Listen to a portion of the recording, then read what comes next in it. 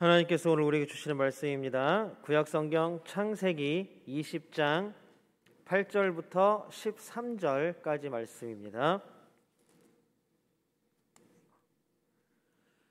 구약성경 창세기 20장 8절부터 13절까지 말씀입니다.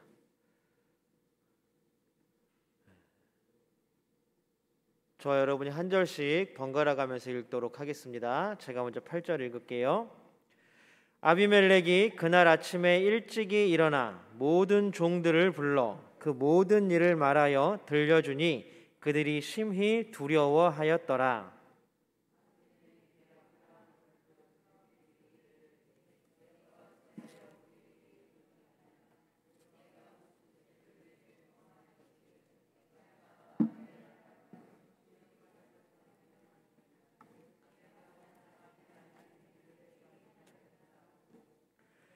아비멜렉이 또 아브라함에게 이르되 내가 무슨 뜻으로 이렇게 하였느냐?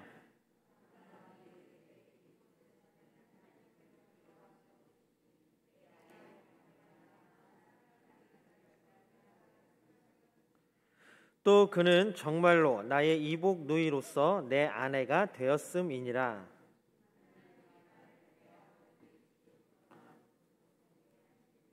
내가 아내에게 말하기를 이후로 우리가 가는 곳마다 그대는 나를 그대의 오라비라 하라.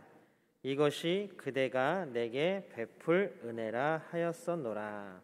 아멘. 이 시간 부르심에 응답하여 예배에 나온 우리 모두에게 하나님의 놀라운 은혜가 넘치기를 주님의 이름으로 축복합니다. 우리 같이 인사 나눌까요? 옆에 뒤에 앞에 사랑하고 축복합니다.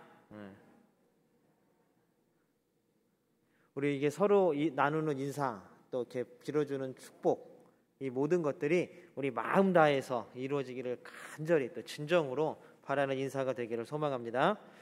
우리 이제 인사도 나눴으니까 하나님께 믿음의 고백 올려드릴까요? 우리 두 손 번쩍 들고 우리 하나님의 믿음의 고백입니다. 함께 올려드립니다. 하나님 좋습니다. 감사합니다. 사랑합니다. 하나님이 하시면 무엇이든지 다 이루어집니다. 하나님 좋습니다. 감사합니다. 사랑합니다. 하나님이 하시면 무엇이든지 다 이루어집니다. 아멘. 하나님께 영광의 박수 올려드립니다. 요새 계속 핸드폰에 문자가 오죠. 코로나가 다시 또 기승을 부리는 것 같습니다. 얘도 큰일 난 게 우리가 사는 그 주변으로 점점 죄어오는 것 같아요. 제가 처음에 여기 부임해서 올 때만 해도 이게 군산이 코로나의 청정지역이다 막 그랬는데 한번 2차 때 20 몇 명까지 확 늘어나더니 그래도 그때는 좀 기간이 길었죠. 근데 이번에는 요 한 며칠 사이에 40 몇 번? 48번? 49번까지 간 것 같아요. 엄청 많이 늘어나고 있고 우리 또 옆 동네 익산도 난리가 났고. 자, 이제 저는 또 걱정되는 게 시청에서 무슨 연락이 올까? 또 예배 못 드리게 하는 건 아닌가? 이것 때문에 요새 계속 핸드폰을 들여다보고 있습니다. 하나님께서 이런 가운데에서도 우리를 지켜주시고 우리와 함께 하시며 복과 은혜를 베풀어 주실 줄로 믿습니다. 우리는 이렇게 어려움 가운데에서도 하나님의 은혜가 무엇인지 하나님의 사랑이 무엇인지를 우리 마음 가운데 담고 살아가는 멋진 그리스도인들이 다 되시기를 주님의 이름으로 축복합니다. 여러분 혹시 암살이라는 영화를 보셨나요? 아마 지금 화면에 그 포스터를 하나 띄워드릴 텐데 이 암살이라는 영화가 우리나라에서 역대 12번째로 가장 많은 관객을 동원한 영화래요. 1200만이나 되는 사람들이 영화를 봤다는 얘기죠. 그러니까 우리나라 국민 5명 중에 1명은 꼭 이 영화를 봤다는 이야기입니다. 저도 봤으니까요. 무슨 내용이냐면 이제 독립군들이 이제 한국 만주에서 막 활동하는 독립군들이 이제 한국에 들어와서 이제 뭐 독립운동을 또 한다 이제 이런 내용이었는데 독립운동한 것은 거기에 독립운동을 하는 사람 중에 멋진 이정재라는 배우가 연기한 사람이 있는데 독립운동하는 사람들 가운데 있으면서 일본군한테 독립군의 정보를 막 팔아 넘기는 사람이었어요. 쉽게 말해 스파이죠, 스파이, 간첩. 근데 이 사람이 나중에 그가 발각될 것 같으니까 자기하고 막 독립운동하던 사람들을 다 죽이고 한국으로 들어와서 일본군한테 이제 들어갑니다. 그리고 나서 이제 영화는 계속 되는데 마지막에 장면에 이제 이정재는 해방이 된 이후에도 살아 있었죠. 그런데 자기가 만주에서 죽인 줄 알았던 독립운동하던 사람들이 이정재를 찾아옵니다. 그리고 거기서 이정재가 그 사람들의 총에 맞아서 죽게 됩니다. 근데 죽기 전에 이 사람들이 물어봐요. 왜 그랬냐고, 왜 우리를 배신했냐고 물어봐요. 그랬더니 이 일본에 간첩을 하던 이정재가 뭐라고 대답하냐 하면, 내가 독립이 될 줄 알았나? 독립이 될 줄 알았으면 안 했겠지. 그렇게 안 했겠지. 뭐예요? 변명이죠. 사실 어떻게 생각하면 비겁한 실미도란 영화에 나온 것처럼 비겁한 변명일 뿐이죠. 우리는 지난주에 아브라함이 저지른 반복된 잘못에 대해서 함께 이야기를 나누었습니다. 가장 약한 사람이었던 사라를 자신의 안위 때문에 팔아먹은 남편입니다. 그런데 이것들이 계속 이번에 처음 있었던 일도 아니고 그 전에 이미 한번 그런 일이 있었어서 하나님이 은혜를 베풀어 주심으로 말미암아 구원을 받았습니다. 그런데도 반복되는 잘못이 또 생기는 것입니다. 그러나 또 아브라함에 빗대어서 또 한 사람, 아주 가장 큰 잘못을 저질렀다고 성경이 얘기하는 아비멜렉이라는 사람을 한번 보십시오. 만약에 이 아비멜렉이라는 사람이 아브라함의 누이라고 알고 자기는 그 여자를 데려갔다라고 얘기하지만, 조금만 돌려서 생각하면 아브라함의 아내였다라고 얘기를 했으면 이 아비멜렉이 그 사라를 빼앗아가지 않았을까요? 이거는 우리가 조금 더 나중에 생각해 보기로 하고, 어쨌든 우리가 지난주에 아비멜렉의 죄를 이야기를 하면서 무엇을 얘기를 했냐 하면, 자신의 힘으로 자신이 가지고 싶은 것을 자기의 마음대로 취하는 것, 빼앗는 것, 이것이 죄라고 이야기를 했습니다. 그래서 오늘 이야기에 나오는 20장에 나오는 아브라함과 아비멜렉은 둘 다 죄인입니다. 어쨌든 아브라함도 아비멜렉도 둘 다 자신의 안위, 자신의 욕심, 자신의 생각들을 충족시키기 위해서 다른 사람들을 희생하는 사람들이죠. 자기만을 생각하는 사람이라는 이야기입니다. 아비멜렉이 힘으로 아브라함의 것을 뺏었다고 아브라함이 불쌍하다고 생각하십니까? 아브라함이 무조건 피해자라고 생각하십니까? 물론 아비멜렉이 아브라함을 대하면 아브라함은 피해자입니다. 약자이고 피해자입니다. 그런데 한번 다시 그 역학관계를 뒤집어 놓고 생각하면 아브라함은 아비멜렉에 의해서는 피해자이지만 사실 사라에 대해서는 가해자가 되는 것입니다. 아브라함은 아비멜렉에는 한없이 약한 존재였지만 자기 아내인 사라에게는 끝없이 강한 존재였다라는 사실입니다. 아브라함을 위해서 사라가 아비멜렉에게 팔려가는 모습을 한번 생각해 보십시오. 이게 가당키는 한 일입니까? 자신의 안위를 위해서 자신의 아내의 희생을 강요하고 있는 아브라함입니다. 아브라함의 이런 행동도 하나님 앞에서 죄가 될 수밖에 없는 행동입니다. 결국 아브라함과 아비멜렉의 이런 폭력 때문에 가장 피해를 보는 사람은 누구예요? 아내인 사라예요. 그 사라, 진짜 하늘같이 믿고 따르는 남편의 도움조차 받지 못하는 피해자가 바로 여기에 있습니다. 누구냐면 바로 사라입니다. 어디에 누구에게 자기 자신을 맡기겠습니까? 사실 우리가 살아가는 세상도 별로 크게 다를 바는 없는 것 같습니다. 몇천 년이나 지났다고 얘기를 하지만 지금 우리가 살아가는 세상도 그렇게 크게 달라지진 않았습니다. 내 이익과 내 욕심을 위해서 다른 사람을 희생시키는 것 하나쯤은 아무렇지도 않게 생각하는 세상이 지금 이 세상입니다. 또 자기 하나 희생함으로 말미암아 다른 사람들이 그냥 평안하겠지라고 생각하는 게 요즘 세상이기도 합니다. 가정에서도 마찬가지죠. 아브라함과 사라의 관계들이 똑같이 재현되는 게 지금 어쩌면 한국에서의 가정일 수도 있다라는 사실입니다. 제가 지금까지 보아온 어머니와 아내의 모습들은 다 그랬습니다. 자기를 생각하기 이전에 누구를 생각해요? 남편이나 자녀들을 먼저 생각하는 거예요. 자신의 것들을 챙기기 전에 누구 것부터 챙겨요? 남편과 아내의 것들 걸 먼저 챙깁니다. 우리가 저 남편은, 저 자녀는 정말 엄마, 아내한테 잘하는 것 같아 라고 생각하지만 정말 성평등적 입장에서 보면 우리나라에서 잘하는 사람은 아무도 없다 그래요. 잘하는 게 뭐예요? 잘하는 게 똑같은 걸 똑같이 누리니까 서로 잘했다 잘못했다 할 필요도 없는 거죠. 그런데도 우리는 잘하는 사람, 잘 도와주는 사람이라는 말을 참 많이 사용합니다. 어쨌든 자신의 모든 것들을 다 희생해서라도 집안이 평안해야겠다라고 생각하는 것은 어쩌면 어머니이고 아내들밖에 없는 것 같습니다. 지금도 그렇지만 예전에는 더 심했겠죠. 저희 어머니 세대를 보고 그러면 우리 남자분들한테 되게 미안하고 죄송스러운 말씀이지만 우리 자매님들은 정말 지금까지 수고하시고 애쓰시고 고생하시고 살아오셨습니다. 이렇게 잘 생각해보면 저도 남자라는 이유 하나만으로, 아들이라는 이유 하나만으로 누리고 살았던 것 같아요. 저희 여동생보다 훨씬 더. 그래서 사이가 안 좋은 것 같아요. 여동생. 뭐 어쨌든 사라, 그 가장 등장인물 3명 중에 가장 약한 존재였던 사라의 대사가 어디 나옵니까? 한마디도 나오지 않습니다. 사라는 지금 오늘 창세기 20장에서 가장 피해를 보는 사람이고 가장 고난 가운데 있는 사람이고 가장 아파야 하는 사람이지만 사라의 목소리는 단 한 줄도, 단 한마디도 성경에 기록되어 있지 않습니다.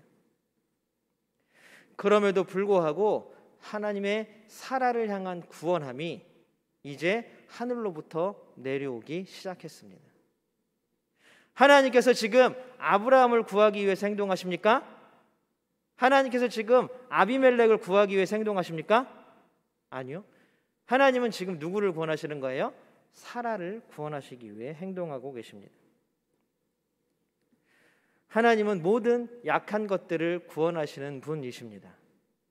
우리가 힘들고 약하고 우리는 아무것도 아닌 존재입니다 라고 고백하는 그 순간이 하나님께서 우리를 위해서 일하신다는 것을 깨닫는 순간입니다. 나는 아무것도 할 수 없어요. 나는 더 이상 어떤 것도 보탤 수 없어요. 하나님, 나는 그냥 쓰러질 수밖에 없어요 라고 고백하는 그 순간이 바로 하나님의 은혜가 우리 가운데 넘치게 되는 순간인 줄로 믿습니다. 그래서 우리는 날마다 우리의 약함을 고백하는, 약함을 고백한다고 해서 우리가 맨날 아이고 나는 아무것도 할 수 없으니까 하나님이 다 해주세요가 아니라 하나님 도와주세요. 하나님 우리 가운데 은혜를 부어 주시옵소서. 하나님 우리 가운데 하나님의 사랑을 부어 주시옵소서. 우리의 삶이 하나님의 사랑과 은혜로 충만하기를 주님의 이름으로 소망합니다. 이제 하나님의 개입하심으로 사라는 구원받았습니다. 그러나 이제 아비멜렉은 난리가 났죠. 아브라함도 마찬가지입니다. 한바탕면 우리가 저번 주에 본 것대로 한바탕면 아비멜렉은 큰일이 날 뻔했죠. 하나님이 그를 죽이시겠다고까지 합니다. 하나님 큰 화를 당할 뻔했습니다. 그런데 큰 화를 당할 뻔한 아비멜렉이 한 고비를 넘기고 나서 가만히 생각해 보니까 열받는 거예요. 화가 나는 거예요. 왜요? 이건 내가 잘못한 게 아니라 누가 잘못한 거예요? 아브라함이 잘못한 건데. 우리 9절 한번 읽어볼까요? 9절. 아브라함이 얼마나 괘씸하게 생각했는지 9절을 한번 같이 세번역으로 화면을 한번 보시고 한번 읽어보겠습니다. 아비멜렉이 화난 게 우리 세번역 성경이 더 확실하게 우리에게 느껴집니다. 같이 읽어보겠습니다. 시작. 아비멜렉은 아브라함을 불러들여서 호통을 쳤다. 당신은 어찌하여 우리에게 이렇게 하였소? 내가 당신에게 무슨 잘못을 저질렀기에 나와 내 나라가 이 크나큰 죄에 빠질 뻔하게 하였느냐 말이요. 당신은 나에게 해서는 안 될 일을 한 거요. 자신이 하나님께 혼났잖아요. 죽을 뻔했잖아요. 나중에 우리가 다음 주에 또 보겠지만 그 집안의 태가 다 다쳐버렸어요. 그런 벌을 받은 거예요. 그러니까 이렇게 하나님께 혼난 게 내 죄가 아니라 누구의 죄 때문이라는 거예요. 누구 잘못이라는 거예요? 야 아브라함 네가 나한테 거짓말했잖아. 그래서 내가 지금 하나님께 혼난 거잖아. 그 보면 되게 애들 싸움 같죠, 그렇죠? 형 때문에 내가 혼났잖아. 네 때문에 내가 혼났잖아. 우리 집은 맨날 그러고 싸우는 것 같아, 두 아들이. 지금 아비멜렉이 지금 그 얘기를 하고 있는 거예요. 내가 하나님께 혼난 거는 너 때문에 그래. 왜 네가 거짓말했고 내가 혼나게 만들어? 그런데 아비멜렉의 이런 불평과 불만은 사실일까요? 그렇지 않죠. 우리가 지난 시간 내내 지금 아비멜렉의 죄를 얘기를 했잖아요. 아비멜렉. 우리가 지금 이야기 초반에도 아비멜렉의 죄를 이야기를 했잖아요. 아브라함이 사라를 누이라고 속인 이유가 있습니다. 물론 그 이유 때문에 그 아브라함이 속인 게 합당하게 되는 건 아니지만 그래도 아브라함 나름대로 아비멜렉을 속인 이유가 있었습니다. 우리 11절을 다시 한번 화면으로 같이 읽어보겠습니다. 화면에 세 번역으로 같이 읽어보겠습니다. 11절입니다. 시작. 아브라함이 대답하였다. 이곳에서는 사람들이 아무도 하나님을 두려워하지 않으니까 남의 아내를 빼앗으려고 할 때에는 사람들이 나를 죽일 것이라고 생각하였습니다. 지금 이런 일들이 빈번하게 일어나고 있다는 사실이에요. 그리고 아비멜렉도 이런 일을 빈번하게 저질렀다는 이야기예요. 남의 아내를 빼앗기 위해서 그 남편까지도 죽여버리는. 야, 너 남편이 죽었으니까 결혼의 계약에서 해방되었네. 이 여자는 자유이니까 내가 데리고 가야지. 이런 죄악들이 서슴없이 벌어지고 있는 땅입니다. 그렇기 때문에 아브라함이 자신이 죽을까 봐 당신에게 그렇게 말했습니다. 아비멜렉은 하나님께서 잘못을 지적하셨지만 그 잘못이 뭔지 몰랐어요. 자기가 무슨 잘못을 했는지. 그냥 다른 사람들에게 그 책임을 전가시키고 떠넘기기에 바빴다는 이야기예요. 비겁한 변명인 거죠. 야, 나는 잘못한 거 없는데 네 거짓말 때문에 내가 죽을 뻔했잖아.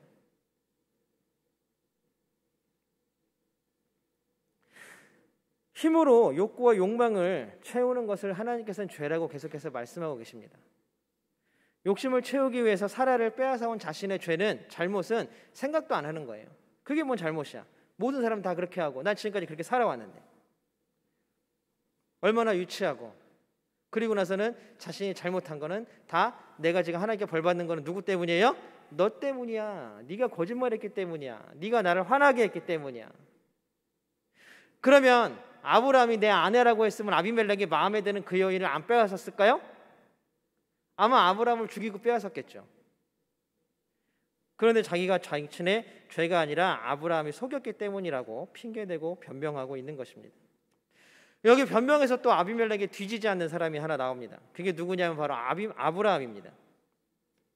사실 이렇게 된 상황에서 하나님이 아비멜렉에게 찾아가셔서 경고하시고 그렇게 죄를 추궁하셨으면 아브라함도 여기서 자신의 잘못을 깨달아야 돼요. 그게 맞잖아요. 그렇죠? 아, 하나님이 저렇게까지 하시는 거 보니까 나도 잘못했구나. 그럼에도 불구하고 아브라함도 회개하는 모습이 전혀 보이지가 않습니다. 아비멜렉과 똑같이 변명을 하면서 자신에게 닥친 이 상황을 해결해 보려고 노력하는 뿐입니다. 우리 12절입니다. 같이 한번 우리 화면으로 세 번역으로 한번 읽어보겠습니다. 15절입니다. 같이 읽겠습니다. 시작. 그러나 사실을 말씀드리면 나의 아내가 나의 누이라는 것이 틀린 말은 아닙니다. 아내는 나와는 어머니는 다르지만 아버지는 같은 이복 누이이기 때문입니다. 그러니까 뭐 여기서 우리가 어떻게 남매끼리 결혼해 이런 걸 따질 필요는 없어요. 네. 중요한 거는 뭐냐면 지금 아비멜렉이 너 왜 나한테 거짓말했어? 라고 자꾸 막 캐묻고 너 잘못이야 하면서 아브라함이 여기서 또 위기를 느낀 거죠. 이러다가 또 진짜 아비멜렉이 화나 나를 죽이는 거 아니야? 그리고 뭐라 그러냐면 거짓말 아니에요. 우리 사실 진짜로 누이인데 결혼한 거예요. 저는 당신에게 거짓말한 적이 없습니다. 핑계죠. 변명입니다. 자신의 잘못은 하나도 없고 나는 거짓말한 적이 없고 서로 지금 책임을 떠넘기기에 급급합니다. 여러분들 여기까지 이야기를 아비멜렉과 아브라함의 이야기를 들으셨는데 속이 어떠세요? 마음이? 우리 표현으로 하면 열불 터지죠. 아니 뭐 이런 것들이 다 있나. 아비멜렉, 아브라함 두 사람 다 자신의 잘못이 어디에 있는지, 지금 왜 이런 일이 일어났는지, 왜 하나님이 이렇게까지 화를 내시는지 아직까지도 모르고 있다는 사실입니다. 답답한 일입니다. 사라라는 큰 피해자는 있는데, 가장 큰 피해를 본 사람은 있는데 아무도 가해자라고 얘기하지 않는 거예요. 아프고 힘들고 고난 가운데 있었고 두려움 가운데 있었던 사라에게 그 누구도 사과하지 않습니다. 다 내 잘못 없어요. 당신 때문에 그렇게 된 거예요. 너 때문에 지금 이렇게 된 거예요. 떠넘기기에 급급합니다. 만약에 이제 이 상황이 끝나고 나서 사라가 이제 저녁 때 아브라함에게 당신 왜 나한테 그랬어요? 왜 그때 나한테 그랬어요? 라고 묻는다면 우리가 아까 영화에서 말했던 대사를 아브라함이 했을 것 같아요. 하나님이 도와주실 줄 몰랐지. 하나님이 도와주실 줄 알았다면 그렇게 안 했겠지. 도와줄 줄 몰랐다. 믿음의 문제입니다. 하나님은 아브라함과 늘 함께 하셨습니다. 지금 아브라함이 누리는 모든 것들을 누가 주신 거예요? 하나님께서 주신 것이잖아요. 그리고 지금 똑같은 잘못들을 처음에 애굽에 가서 했었잖아요. 그때도 누가 도우셨습니까? 하나님이 도우셨습니다. 그래서 깨달았잖아요. 아, 하나님이 함께 하시는 게 진짜 복이구나. 그럼 그렇게 살아야겠다. 그런데도 불구하고 동일한 잘못을 지금 똑같이 범하고 있는 아브라함을 우리는 볼 수가 있습니다. 왜요? 자신의 목숨이 위태로운데 이것은 바로 믿음의 문제입니다, 여러분. 무슨 얘기냐 하면 하나님께서 지켜주셨던 것처럼 이 가운데에서도 지켜주실 줄 믿었다면 과연 아브라함이 그렇게 했을까요? 그렇게 안 했겠죠. 그 믿음이 없었기 때문에 아브라함의 실수가 계속 반복되고 있는 것입니다. 믿음이라는 것은 좋을 때만, 우리의 상황이 형편이 좋을 때만 발휘된다면 진정한 믿음은 아닐 것입니다. 믿음의 진정한 힘은 바로 환난 가운데 나옵니다. 어렵고 힘들 때일수록 믿음의 진가가 발휘됩니다. 우리의 잔꾀와 변명은 더 이상 통하지 않습니다. 아무리 머리를 굴린다고 해도 우리가 감당하지 못하는 일 앞에서는 아무것도 아니라는 사실입니다. 우리는 계속해서 핑계대고 우리는 계속해서 변명하기에 급급합니다. 우리는 사실 간단하게 얘기하면 다른 사람을 미워하고 다른 사람과 다투는 거, 싸우는 거 다 죄라는 거 알고 있잖아요. 그럼에도 불구하고 우리 마음 가운데 미움이 들어오고 우리 마음 가운데 원망과 분노가 쌓이면 어떻게 해요? 그 원망과 분노, 미움 이런 것들을 다 쏟아내잖아요. 그러면서 어떻게 해요? 야, 네가 그렇게 하니까 내가 화가 나지. 네가 그렇게 하니까 내가 널 미워하는 거야. 네가 그렇게 해버리니까 나는 네가 싫은 거야.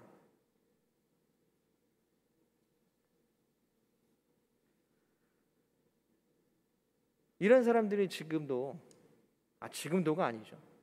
어쩌면 우리가 그렇게 혹시 살고 있지는 않는지 말입니다.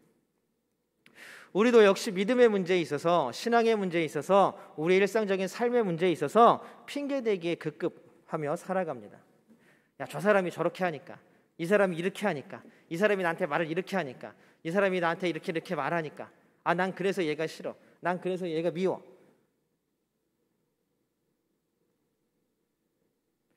우리의 마음은 한 번도 제대로 들여다보지 못합니다. 하나님이 우리에게 뭐라고 말씀하시는지 우리는 분명히 우리 마음 가운데 깨닫지 못하고 자꾸 너 때문에 그래, 자꾸 너 때문에 그래, 이것 때문에 그래, 저것 때문에 그래, 미루고 변명하는 것에 계속 급급해 합니다. 그러나 오늘 창세기 20장에서 만나는 하나님은 이런 변명을 듣지 않으시는 분이십니다.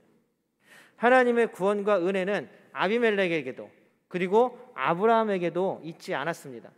물론 우리가 다음 주에 볼 거는 아브라함의 태를 닫으셨던 하나님이 태를 열어주시고 아브라함이 기도할 때에 아브라함의 기도를 들어주시지만 놀라운 사실은 하나님께서는 누구에게요? 사라에게 은혜를 베푸신다라는 사실입니다. 오늘 우리 본문은 아니지만 우리 21장 1절을 한번 같이 읽어보도록 하겠습니다. 우리 세 번역으로 우리 화면에 나오는 거 한번 읽어보겠습니다. 21장 1절입니다. 같이 읽겠습니다. 시작. 주님께서는 말씀하신 대로 사라를 돌보셨다. 여기 돌보셨다는 의미를 독일 성서공회에서는 이 돌보셨다라는 단어를 주의하면서 뭐라고 얘기하냐면 하나님께서 사라를 예쁘게 보시고 어여삐 여기셨다라고 주석을 해놨어요. 밑도 끝도 없이 21장 1절에서 하나님께서는 사라를 예쁘게 보시고 어여삐 여기셨다라고 합니다. 바로 20장에서부터 쭉 내려오는 사실입니다. 이 셋 중에 하나님을 향한 믿음이 제일 셌던 것은 누구였냐면 바로 사라였다는 것입니다. 사라에 대해서 구체적인 언급이 없습니다. 우리가 아까 처음에 얘기했던 것처럼 제일 고난당하고 제일 아파하고 제일 희생당하는 사라는 한마디의 말도 나오지 않습니다. 남편을 살리기 위해서 아비멜렉에게 끌려간, 불행인지 다행인지 하나님께서 그를 구원하셨습니다. 하나님께서 사라를 왜 예뻐하셨을까요? 왜 어여삐 보셨을까요? 사라에게는 그렇게 순종하면서 하나님께서 이미 구원하신다라는 믿음을 우리가 21장 1절에서 사라의 믿음을 넘겨짚어 볼 수 있다라는 사실입니다. 이렇게 하나님은 믿음을 가진 사라에게 은혜를 베풀어 주셨습니다. 자신의 안위를 위해서, 자신의 욕심을 위해서 가장 약한 사람을 희생자로 삼는 사람들이 아니라, 자기만을 생각하는 사람들이 아니라 자기를 희생해서라도 자기의 남편을 구하고 자신의 가족들을 구하고, 그러나 그 와중 가운데에서도 하나님께서 구원하실 줄 믿었, 그 사라에게 하나님은 은혜를 베푸셨다라는 사실입니다. 여기는 우리 모두가 이런 사라의 마음을 본받게 되기를 주님의 이름으로 소망합니다. 예수 그리스도께서 우리를 위하여서 자신의 목숨까지도 내어주셨습니다. 자기 자신을 희생함으로 말미암아 모든 생명들을 살리시는 예수 그리스도의 사랑을 우리 모두는 받았습니다. 그렇다면 그렇게 큰 사랑을 이미 받고 그 은혜가 우리 가운데 큽니다 라고 고백하고, 그 믿음을 통하여서 예수는 그리스도이십니다 라고 고백하고 믿는 그리스도인들이라면 우리 가운데에서 큰 고난과 환난 가운데에서도 하나님께서 지켜주실 거야 라는 믿음이 있어야 되지 않겠습니까? 그 믿음으로 우리는 살아나야 되지 않겠습니까? 계속해서 핑계대고 변명하는 신앙이 아니라, 계속해서 누군가를 희생양으로 삼는 신앙이 아니라, 계속해서 예수님처럼 나를 위해서 누군가가 십자가에 못 박혀주기를 바라는 신앙이 아니라, 우리 자신이 그렇게 사랑과 은혜를 받은 만큼 흘려보내는 멋진 그리스도인들이 되어야 하지 않겠습니까? 우리는 하나님 앞에 당당히 우리의 마음을 온전히 내어놓는 사람들이 되기를 주님의 이름으로 축복합니다. 정확하게 우리의 마음을 살펴서 우리의 고난과 우리의 아픔까지도 하나님 앞에 내어놓는, 우리의 잔꾀와 우리의 잔머리와 우리의 노력과 우리의 힘, 그런 것들이 아니라 하나님께서 우리에게 베풀어 주실 은혜를 기대하면서 기도하면서 나아가는 그리스도인들이 다 되시기를 주님으로 소망합니다. 우리 모두가 하나님 앞에 놀라운 믿음과 당당함으로 살아가는 멋진 그리스도인들이 다 되시기를 주님의 이름으로 축복합니다. 함께 기도하겠습니다.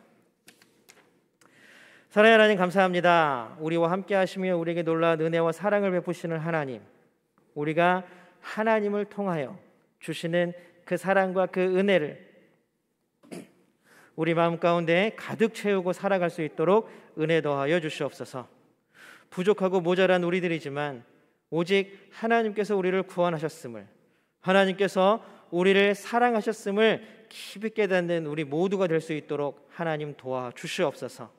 하나님, 이 믿음으로 기도할 때에 하나님께서 우리의 기도를 들으시고 응답하실 줄 아는 믿음 또한 허락하여 주셔서 우리가 날마다 기도하며 기대하며 나아가는 멋진 그리스도인들이 다 될 수 있도록 하나님 응답하여 주시고 사랑과 은혜로 가득 채워 주시옵소서.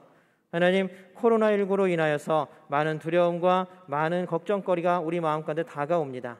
하나님, 이 어려운 환경 가운데에서도, 이 모든 상황 가운데에서도 하나님 우리에게 주시는 기쁨과 즐거움이 끊이지 않게 하여 주시옵시고, 하나님께서 우리와 함께 하심으로 말미암아 이 모든 어려움들과 고난과 고통이 곧 사라질 수 있는 귀한 은혜의 때가 옴을 우리가 날마다 기억하게 하여 주시옵소서.